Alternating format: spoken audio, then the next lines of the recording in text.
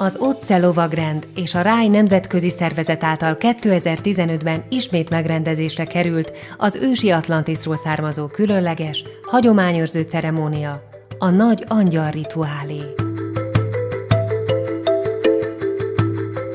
Es hat langsam angefangen, wir haben vor vielen Jahren begonnen, dieses Ritual, was aus Atlantis stammt, zu machen.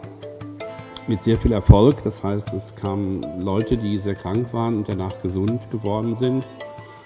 Das hat sich herumgesprochen und so kamen immer mehr Leute zu diesen Ritualen, die wir in verschiedenen Ländern aufführen. Und das letzte Mal in Ungarn waren es 1200 Patienten, die gekommen sind, auch schwerstkranke Patienten, auch Patienten, die im Rollstuhl gesessen haben und dann selber rausgegangen sind und ihren Rollstuhl geschoben haben, obwohl die Ärzte gesagt haben, die werden nie wieder laufen können. Also es passieren wirklich Dinge, die andere als Wunder bezeichnen.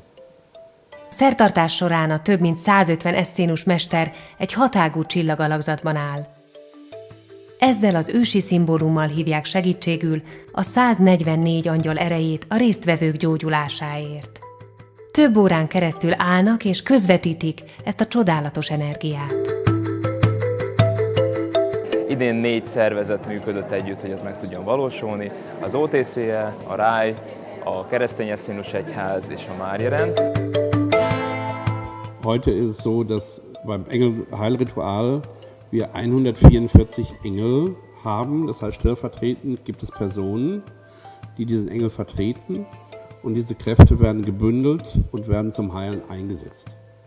Das heißt, es gibt in der Mitte Menschen, die dann diese Kräfte nehmen, um die Patienten, die zu ihnen kommen, zu heilen. Und deswegen Engelheilritual, weil es eben halt diese 144 Engel sind, die wir namentlich benennen und diese Kräfte dann verwenden. Az elmúlt 2 alkalommal több mint 2000 ember élt a gyógyítás lehetőségével, és a mostani érdeklődés is azt tükrözi, hogy erre van igény az embereknek, és hogy ez számukra fontos és hasznos dolog. Ez egy ritka, misztikus, bensőséges és egyedülálló lehetőség a feltöltődésre, a gyógyulásra, valamint az angyalok energiáinak megtapasztalására.